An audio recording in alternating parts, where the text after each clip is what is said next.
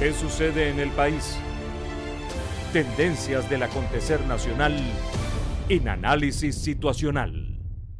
Crisis hegemónica o crisis de gestión. La difícil crisis económica por la que atraviesa Venezuela ha ocasionado un debilitamiento relativo del respaldo mayoritario que había logrado la revolución bolivariana durante cerca de 2 décadas. Los venezolanos respaldan el modelo, pero aspiran que el modelo funcione. Todavía no se ha producido una ruptura entre el proyecto bolivariano como esperanza de emancipación social y las actuales demandas y aspiraciones concretas de la sociedad venezolana. El gobierno bolivariano debe enfrentar con resultados una implacable guerra económica y construir un renovado discurso esperanzador que resignifique la crisis y se conecte simbólicamente con las nuevas expectativas sociales, de manera de reconstruir el sistema hegemónico y reconquistar el respaldo de las mayorías. Es en la economía donde se juega hoy el destino de la revolución. Es el tiempo de las soluciones y de los hechos. Después de tantas batallas y triunfos, la gente quiere orden, valores y eficiencia, certidumbres acerca de su porvenir. El país no es el mismo de hace 20 años atrás. Muchas de las banderas y reclamos de entonces hoy son conquistas y derechos. Han surgido nuevas demandas y expectativas, han aparecido nuevos códigos y nuevos símbolos. Pero una eficiente gestión económica no se convierte mecánicamente en votos. Son necesarias narrativas renovadas, más cercanas con las emergentes realidades materiales y emocionales de la sociedad. A pesar de la actual debilidad electoral del proceso bolivariano como consecuencia del descontento, el chavismo sigue siendo la única fuerza social, política y simbólica del país y, por tanto, con capacidad de restaurar los consensos y consentimientos necesarios para su continuación y fortalecimiento. Durante más de 15 años, la sociedad venezolana fue profundamente influenciada por el discurso persistente y persuasivo del comandante Hugo Chávez, basado en los valores de igualdad, inclusión, dignificación y participación del pueblo, lo que configuró una nueva identidad nacional popular que todavía prevalece. La oposición podrá ganar elecciones, beneficiándose del voto castigo y del descontento, pero sigue sin convertirse en una alternativa porque no tiene ni el discurso ni el liderazgo para conducir a la sociedad venezolana en tiempos de crisis y garantizar la estabilidad social y política del país. Para reflexionar acerca de los retos de la revolución bolivariana, de sus debilidades y fortalezas, he invitado a uno de los dirigentes más importantes y prometedores del chavismo, Héctor Rodríguez Castro, abogado, diputado y jefe del Bloque de la Patria en la Asamblea Nacional, vicepresidente territorial y coordinador de la juventud del PSV.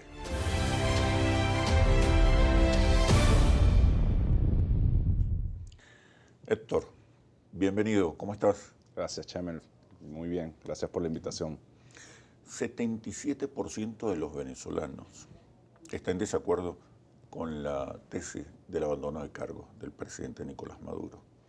54% piensa que el gobierno de Nicolás Maduro, del presidente Maduro, se ha fortalecido después de un año de la oposición como mayoría en el Parlamento y de una victoria electoral importante.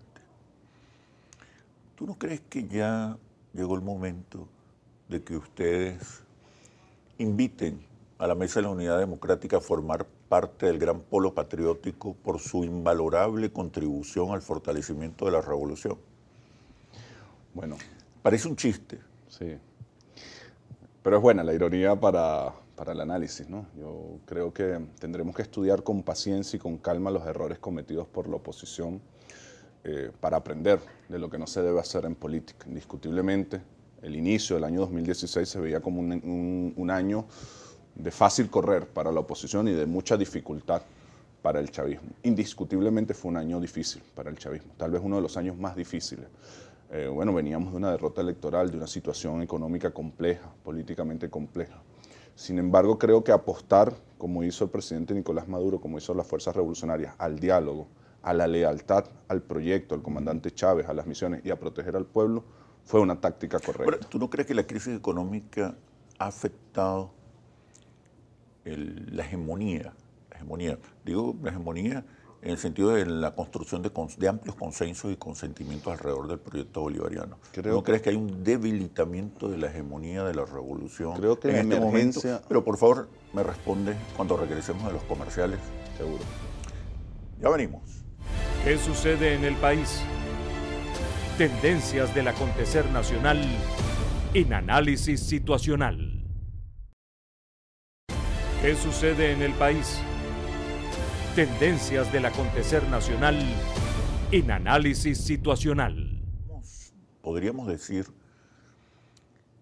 que hay un debilitamiento hegemónico porque se perdió la mayoría electoral, porque la revolución bolivariana perdió la mayoría electoral. Yo creo que indiscutiblemente la situación económica es determinante en los resultados electorales. Históricamente ha sido así en Venezuela y creo que en líneas generales en los países lo es. ¿Significa esa derrota electoral del 2016, del 2015, una ruptura en el proceso hegemónico? Creo que no. Entendiendo, bueno, la hegemonía desde los términos gramscianos, la hegemonía de la visión, del paquete de valores, de la aspiración, del papel del Estado en la sociedad, en la economía, creo que no. Creo que en Venezuela cualquier partido político, individualidad que quiera construir un liderazgo, necesariamente lo tiene que hacer dentro de la subjetividad que construyó una cultura la aparición de Chávez, que tiene que ver con el Estado Social de Derecho y de Justicia, que tiene que ver con el acceso a las misiones, que tiene que ver con la intervención del Estado en la economía. Ahora, eso no niega que las situaciones concretas, materiales y subjetivas, que genera la situación de emergencia económica, producto, bueno, de la baja de los ingresos petroleros, de la guerra económica, de los errores que cometa quien está gobernando, generan un impacto inmediato en el resultado electoral. Sí, indiscutiblemente. La sociedad venezolana, bueno, como tú sabes, está polarizada entre un sector radicalmente chavista, un sector radicalmente opositor, y luego un sector, una amalgama que tiende a ser más práctica desde el punto de vista de los resultados concretos. Si hoy no me está yendo bien, bueno, eso inclina a favor o en contra. ¿Tú no crees que hay un proceso de despolarización? Y no en el sentido de despolarización con respecto a las visiones de país, que son antagónicas, pero una despolarización porque el país se está reencontrando en sus problemas y demandas y está exigiendo en este momento gestión, fundamentalmente gestión en el campo económico. Creo que es un error ver la política en blanco y negro. Creo que hay un sector de la sociedad, incluso estando polarizada, que te exige mayor eficiencia, mayor capacidad. No necesariamente quien no está en los polos no está acompañando un sentido general que además creo que tiene tiempo. Si tú analizas el discurso del comandante Chávez en el último Consejo de Ministros, el golpe de timón, es una lectura de un país que dice, sí, hemos avanzado en estos 15 años, posterior a la década neoliberal, en la universalidad de los derechos. Y creo que eso es indiscutible para cualquier venezolano. O sea, cifras cortas, pero de mucho significado. 3 millones de pensiones, 10 millones de estudiantes, 1 millón de viviendas, de un país que venía del 60% de pobreza extrema, según declaraciones del ministro de Familia del último gobierno de Caldera, de un país donde de cada 10 jóvenes en edad de estudiar, solo 4 estaban en el sistema educativo y solo 1 llegaba y salía de la universidad. Es decir, es indiscutible el cambio simbólico, político, práctico que dio cultural, la sociedad en 15 años. Ahora, ¿qué te dice la sociedad? Y verlo así como, bueno, es un proceso de despolarización. No, yo creo que hay sectores despolarizados, hay sectores polarizados y en todos coinciden en que mantengamos la universalidad como línea, concluyámosla, porque hemos llegado al 80-90% de accesibilidad a los servicios, pero la gente aspira el 100%.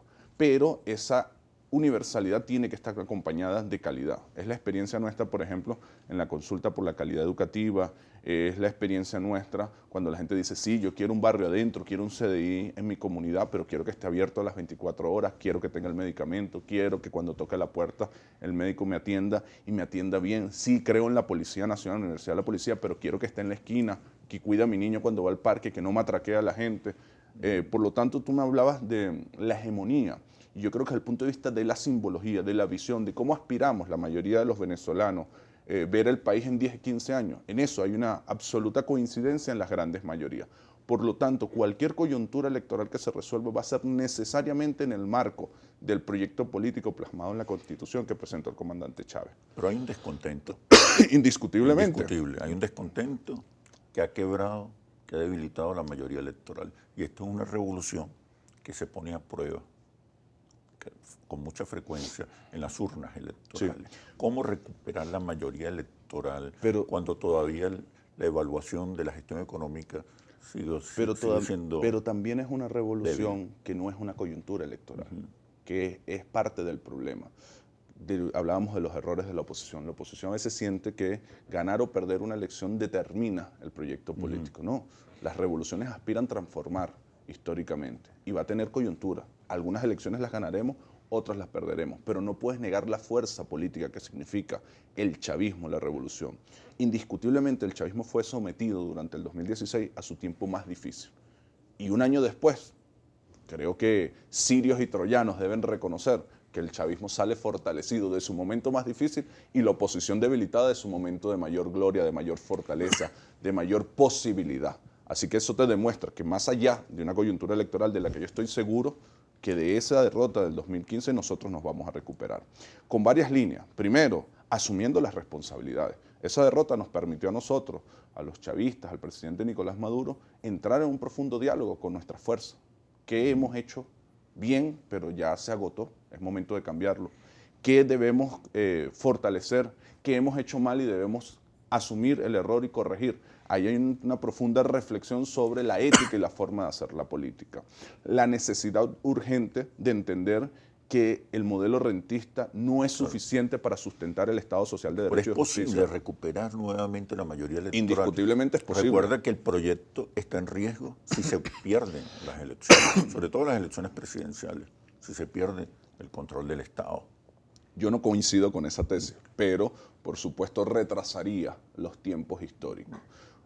Yo estoy convencido y creo que ahorita en la dinámica, para no entrar en profundidades de la geopolítica mundial, creo que cada vez es más claro que la única viabilidad que tiene un proyecto político es en el marco de la visión de solidaridad, de igualdad, de justicia que plantea el socialismo. Una elección puede acelerar o retroceder esos procesos, indiscutiblemente, pero nosotros somos un proyecto histórico, nosotros somos el proyecto de Bolívar, el proyecto de libertad, el proyecto de patria grande. ¿Cuántos procesos no hemos perdido? Políticos en general, algunos democráticos, otros de lucha armada. Eso ha hecho inviable el proyecto, ¿no? Lo ha retrasado. Entonces, cuidado con la visión existencialista, catastrófica o muy coyuntural, ¿no? Este es el proyecto político de Chávez, el proyecto político de Bolívar es un proyecto a largo plazo, un proyecto que tenemos que pensarnos en la Venezuela del 2050. ¿Entre victorias o derrotas electorales? Entre coyunturas, positivas algunas, negativas otras, es innegable. ¿Cómo mantener entonces, cómo mantener la vitalidad primero reconocerte como, de las banderas de la revolución? Primero reconocerte como, a pesar de las fuerza derrotas histórica, ¿no? Y luego, bueno, ver cómo superas cada coyuntura. ¿Eso niega que estamos atravesando una tormenta? No, estamos atravesando una tormenta. Ahora, yo creo que hay suficiente conciencia en el pueblo para evaluar cómo cada capitán administra la tormenta. El que tenemos ahorita ha dicho, sí, hay una tormenta, vamos a guapear, vamos a trabajar, vamos a producir, vamos a seguir protegiendo a nuestro pueblo. Quienes lo confrontan, que además ejercen gobierno, y esto es importante, por ejemplo, el incapaz que tenemos de gobernador en el estado Miranda tiene 16 años gobernando, 8 como alcalde y 8 como gobernador, que han sido una de las principales figuras contrincantes a la revolución. Bueno, en 16 años, ¿qué tienes para mostrar? Dame una vitrina, una, en educación, en salud, en seguridad. Más bien pasamos de 5.000 policías a 900, es el estado más inseguro, con mayor secuestro, con mayor cantidad de asesinatos. Entonces yo confío primero en la razón histórica de nuestro proyecto. Segundo, en que en cualquier circunstancia, sea positiva, petróleo a 100, economía productiva, paz y diálogo, nosotros vamos a apostar a proteger al pueblo. En una coyuntura muy difícil, el petróleo nos bajó, como bajó el año pasado, venimos de una derrota electoral, nosotros vamos a apostar a proteger al pueblo. No importa cuál sea la coyuntura. La oposición está insistiendo casi obsesivamente en la realización de elecciones. Y tiene que haber incluso elecciones. Elecciones generales. Se está se está apresurando en los tiempos. Ahora, eso no es un discurso nuevo. Sí. Si tú revisas las declaraciones de los últimos 16 años... ¿Qué juega las elecciones en el proceso revolucionario? Las elecciones, creo yo, unas elecciones en este momento, sin acuerdos, sin negociaciones previas, lo que podría ocasionar es una mayor polarización, una mayor confrontación, una mayor inestabilidad social y política. La respuesta, por favor, después de los comerciales. Ya venimos. ¿Qué sucede en el país? Tendencias del acontecer nacional en Análisis Situacional. ¿Qué sucede en el país? Tendencias del acontecer nacional en Análisis Situacional. Conflictos similares, conflictos antagónicos similares en otros países han sido resueltos a través del diálogo y la negociación. Las elecciones siempre han sido el capítulo final de los acuerdos. Una vez que obtienes garantías, acuerdos, un programa compartido, es que se convocan elecciones. ¿Tú no crees que una convocatoria a elecciones en este momento podría ahondar la crisis? Hay un cronograma electoral en desarrollo, ¿no?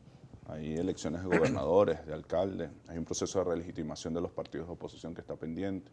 La Constitución plantea elecciones presidenciales para el próximo año y seguramente esas elecciones las llevaremos adelante, algunas perderemos, otras ganaremos y el conflicto seguirá existiendo. Porque en Venezuela hay dos visiones radicalmente opuestas entre quienes defienden el Estado mínimo, el proceso de privatización y quienes defendemos el Estado social de derecho y de justicia. Es decir, en todo ese camino vamos a tener que dialogar. ¿Cómo te imaginas el chavismo en la oposición? No me lo imagino en la oposición. Estoy trabajando. Porque lo estás planteando de alguna manera. No, nosotros hemos perdido elecciones. Nosotros perdimos las elecciones de gobernadores, perdimos las elecciones de la Asamblea Nacional. Ahora, el chavismo es... No hay la amenaza de la persecución, del intento de exterminio. La izquierda siempre ha tenido la amenaza de la persecución, porque la derecha persigue por naturaleza. La derecha nos persigue siendo oposición. ¿O es que acaso no nos mataron a Robert Serra? ¿O es que acaso no nos han matado no sé cuántos dirigentes campesinos? ¿O es que acaso si un dirigente del chavismo va a un sector, a un centro comercial, donde la población sea o no sea mayoritariamente opositora, lo persiguen solamente porque piensa distinto? Es una característica de la derecha histórica la persecución, el fascismo, el terrorismo. Y la izquierda, no porque esté ejerciendo el gobierno en este momento, ha dejado de comprender y de entender eso y de actuar en consecuencia. Ante eso, ¿qué hacemos? Apostar al diálogo, apostar a la paz. Nosotros cuando nos planteamos una revolución, la planteamos incluso por aquellas personas que no nos acompañan. Porque aquella persona que nunca tuvo derecho a la pensión, así vote distinto a nosotros, también tenga un derecho a la pensión porque sus hijos tengan escuelas, tengan canaima. ¿Le conviene al país ir a las elecciones sin antes haber llegado a acuerdos y negociaciones? Le conviene al país una democracia profunda, le conviene al país una democracia protagónica, participativa, que va mucho más allá de las elecciones. La vía, la ruta que yo me imagino para los próximos 15, 20, 30 años, va más allá de una coyuntura electoral. Pasa por un país que se encuentra en un diálogo profundo, que siempre va a tener diferencias, que siempre va a tener debate. Una importancia fundamental a los discursos, a los relatos, a las narrativas, a los símbolos, a los nuevos códigos, a las nuevas respuestas para las nuevas preguntas. ¿Qué está haciendo la revolución para renovar, actualizar, fortalecer su discurso? Primero, encontrándose con la realidad. Todos los ejercicios que estamos planteando desde el gobierno de calle, desde el Congreso de la Patria, son primero de profunda reflexión. Sí, reconozcamos lo que hemos logrado, no lo vamos a dar de reconocer. El proceso de universalidad de la educación, de las pensiones, de las viviendas, es algo de los que nos sentimos orgullosos y los que vamos a defender. No vamos a retroceder ni un centímetro. Cuando nos hablan a veces, no, hay una emergencia, toma medidas, las medidas siempre son las que están aplicando en Argentina, en Brasil, las que aplicaron aquí en los 90. Auméntame la edad de pensión, privatízame la salud, privatízame la educación, elimíname el proyecto de Canaima, para la misión vivienda, como la misma derecha lo ha planteado desde la Asamblea Nacional. Ahí no hay... Podemos dialogar todo lo que quieras, pero no vamos a retroceder ni un centímetro. Nosotros vamos a defender los derechos del pueblo. Ahora, ¿estamos satisfechos con eso? No. Estamos felices de haberlo logrado, pero queremos más. Entonces, renovarnos pasa por reconocer y defender lo que hemos logrado y por acompañar en las nuevas aspiraciones que tiene la sociedad venezolana e incluirla en la solución de sus problemas. Bueno, Héctor, muchísimas gracias a ti por este análisis situacional. Un abrazo. Y ahora las conclusiones. el principal adversario de la revolución no es la oposición, sino el descontento. No solo porque el malestar pueda reducir su caudal electoral, sino porque podría afectar sus fortalezas hegemónicas. Hay un país que, agobiado por el desabastecimiento y la inflación, se está desplazando hacia el centro político, buscando respuestas y soluciones concretas, independientemente de sus posiciones ideológicas, lo que podría amenazar las fortalezas políticas de la revolución bolivariana. Encuadrar la gestión efectiva del gobierno del presidente Maduro dentro de la visión bolivariana de sociedad y de país es vital para impulsar su hegemonía. Así culmina este análisis situacional. Los invito a seguirnos por nuestras redes sociales @interlaces y @asituacional o visite nuestro portal interlaces.com. Soy Oscar Chemmel y los espero en un próximo análisis situacional. Hasta pronto. ¿Qué sucede en el país? Tendencias del acontecer nacional en Análisis Situacional.